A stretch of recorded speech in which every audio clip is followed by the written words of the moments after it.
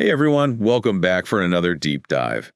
It's funny how some debates just never get old. Like, which is better, McDonald's or Burger King? Exactly. It's like a universal debate fought on the battleground of taste buds around the world. And let's be honest, we've all got our go-to orders, our fiercely defended favorites. But today, we're going beyond those gut reactions and those late night cravings. We're diving into the fascinating world behind those golden arches and that flame-grilled flavor, uncovering the facts and the fun stuff you never knew about these fast food giants. We've been digging deep, folks, sifting through podcasts, devouring reviews, even poring over corporate reports. We're talking insider scoops and juicy details, all to answer the age-old question, McDonald's or Burger King? And of course, I'm joined by the one and only expert speaker, ready to break down the nutrition, the history, and maybe even settle a few debates along the way. Ready to dig in. I might have even done some field research for this one. I bet you have.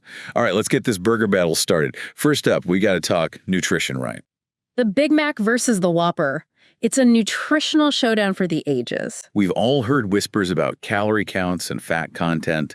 What's the real deal when it comes to these heavyweight contenders? Well, prepare for a plot twist. The Whopper actually packs a heftier calorie punch, 660 compared to the Big Mac's 550. And it's not just the calories, it edges out the Big Mac in the fat department too.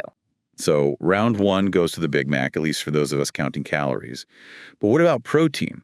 I'm all about that protein, especially in a burger. Does a Whopper make a comeback there? It does. The Whopper might be a bit more, shall we say, robust in calories and fat, but it does offer a tad more protein than the Big Mac. Interesting. So it's a draw in the protein category. But what about those fries, the classic sidekick to any good burger? Are we talking about a diet disaster waiting to happen? You might be surprised to hear this, but they're not as bad as you'd think, at least when you compare the two. McDonald's medium fries actually have fewer calories and fat than Burger King's. Now that is a surprise. I always thought fries were fries, but it seems like McDonald's might have found a way to make them a bit lighter. It's all about those little details, right? Speaking of details, what about sodium? We all know fast food can be loaded with salt. You're not wrong there, but in this case, it's pretty much a tie.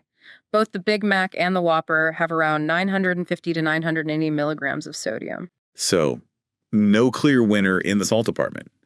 It's something to keep in mind for sure, especially if you're watching your intake. But hey, we all know fast food isn't just tea about counting calories and scrutinizing every gram of fat, right? Yeah. There's a reason we keep coming back for more, and I think it has something to do with the taste. What's the secret sauce behind these burger behemoths? Is it as simple as flame grilled versus flat top? You've hit the nail on the head. Nutrition is important, sure, but let's be real. Taste is a huge EGE factor. And this is where things get really interesting because both McDonald's and Burger King have very different strategies for winning over our taste buds. It goes beyond just how they cook those patties. Ooh, okay, now you've got me intrigued. Yeah. So tell me, what are these secret strategies? How are they battling it out in the taste arena? Well, McDonald's has been really branching out. They've got a wider range of options now. I mean, they're not just burgers anymore. That's a good point. You're talking about those salads, right? Apple slices, even oatmeal? Exactly. They're trying to appeal to different tastes, health-conscious folks, those who want a lighter option. So they're trying to be everything to everybody. But what about Burger King? Are they playing it safe, sticking to their flame-grilled roots, or have they got something up their sleeve? Burger King has taken a different approach, focusing on plant-based options like the Impossible Whopper. It's smart they're tapping into that whole meatless movement. That's fascinating. It's not just about the burgers themselves, it's about the entire fast food experience. Yeah. They're both trying to stay ahead of the curve, see what customers like you want. And it's working. It sparked a whole new wave of fast food wars with other chains trying to keep up. It's a burger battle royale out there. But let's not forget about breakfast. It's the most important meal of the day, right? We've already touched on McDonald's oatmeal, but what about the head-to-head breakfast battle? Ah, yes, the battle of the breakfast sandwiches. McDonald's Egg McMuffin is a classic. You can't go wrong there. But, Burger King's Creole, which is a force to be reckoned with, butter, sausage, egg, cheese. It's a serious contender. Okay, so we're talking about a classic light and fluffy versus a buttery and indulgent showdown. What's a hungry breakfast enthusiast to do? Well, if you're looking for a lighter start to your day, the Egg McMuffin is the way to go. It's a classic for a reason. But if you're craving something more decadent and satisfying, that croissant sandwich might be your best bet. Just maybe don't look at the calorie count. I hear you on that one. Sometimes you just got to treat yourself right. But beyond the burgers, the fries, and the breakfast sandwiches, I'm curious about the companies themselves. What's their story beyond the menu? What about their corporate practices? That's a great question, and it's something consumers are paying more attention to these days. Absolutely. It's not just about the food, it's about the impact these companies have on the world around us. Right. And the good news is that both McDonald's and Burger King are stepping up their game when it comes to sustainability. Okay, I'm all ears. Tell me more. For starters, McDonald's has been making a conscious effort to source sustainable beef. That's huge considering the environmental impact of cattle farming. They're also working on reducing their greenhouse gas emissions, which is a big deal for a global company of their size. That's impressive. It takes a lot of effort to make those kinds of changes on a global scale. But what about Burger King? Are they keeping pace with those sustainability efforts? They are. Burger King has also been making strides in a different way. They've committed to removing artificial preservatives from their food, and they're experimenting with more eco-friendly packaging options like those paper straws we're seeing everywhere now. It's encouraging to see both of these fast food giants taking steps in the right direction. It shows that they're listening to their customers and trying to be more responsible global citizens. Absolutely. It's a step in the right direction. And speaking of global, let's talk about their reach. When it comes to sheer size and global domination, who wears the crown? I think we both know the answer to that one, but lay it on me. It's the Golden Arches, hands down. McDonald's has an empire spanning over 100 countries with a staggering 38,000 locations worldwide. Burger King, while still a global player, has a slightly smaller footprint with around 18,000 locations in about 100 countries. Those are some serious numbers. It's incredible to think about the scale of these operations and the impact they have on economies and cultures worldwide. But as you said before, bigger doesn't always mean better. What other factors should we consider? You're right, size isn't everything. It's important to remember that even with their sustainability efforts, a large global footprint has environmental consequences.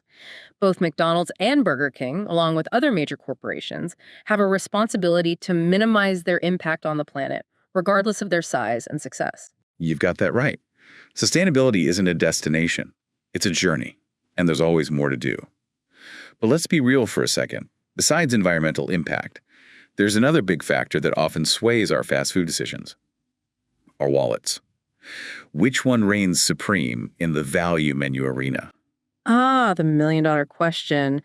Well, generally speaking, McDonald's tends to be perceived as the slightly more affordable option. They've really embraced the value menu concept with those dollar deals and McChicken specials. Yeah, those dollar menu deals are hard to resist, especially when you're on the go.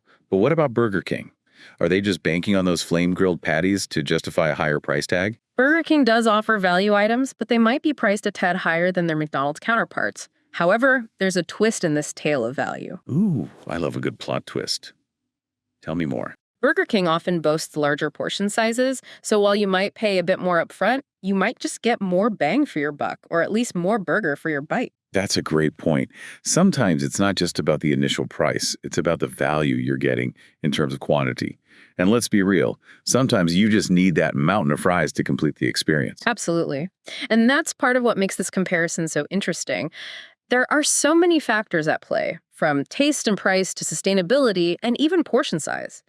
It's not a simple equation of good versus bad or better versus worse. It's about understanding the nuances and making informed choices that align with your values and priorities. Well said. And speaking of informed choices, I want to circle back to something you said earlier about the importance of making those choices as consumers. In a world saturated with fast food options, how can we navigate this landscape responsibly and make decisions that align with our values? That's the million-dollar question, isn't it? And it's something we all grapple with as consumers. Absolutely. We're constantly bombarded with marketing messages and tempting offers. But how do we cut through the noise and make choices that we can feel good about? Yeah. So how do we do it? How do we become those informed eaters in a world of, well, burgers and fries? Honestly, it starts with being mindful. It's about looking beyond those catchy slogans, those mouth-watering pictures on the menu. Right. Doing a little digging. Exactly. Figure out what's important to you. Is it the nutritional content, the company's commitment to, say, ethical sourcing? Or maybe it's just about finding a burger that really hits the spot, without breaking the bank. finding that balance between our values and those cravings. Because let's be real, we all crave that burger and fries sometimes. It's okay to indulge. Absolutely. It's not about depriving yourself. It's about making those choices. Those indulgences count. Right. It's about enjoying them responsibly, feeling good about what you're eating. So it's less about crowning a winner in this epic burger battle. More about empowering ourselves as consumers. Making those choices that align with what we believe in. Exactly. Being informed, understanding the impact of our choices, and then savoring those burgers and fries, with a little extra knowledge, a little less guilt. Well said. So, as we wrap up this deep dive, McDonald's versus Burger King, what's that one takeaway you want our listeners to remember? I think it's this. Every time you step up to that counter, browse that drive-thru menu, you have power. Your choices matter, whether it's opting for that plant-based patty, supporting sustainable sourcing, or just treating yourself to a classic burger with a side of fries. You've got options. It's about enjoying the journey, right? Yeah. Being mindful, maybe even learning a thing or two along the way. And who knows, maybe this deep dive has inspired you to, try something new, figure out what you really look for in a burger, or even spark a little debate of your own with friends. Because at the end of the day, that's part of the fun, right? This whole McDonald's versus Burger King thing. It's a delicious debate. With no right or wrong answers, just a whole lot of tasty possibilities. Couldn't have said it better myself. Thanks for joining us on this deep dive, everyone.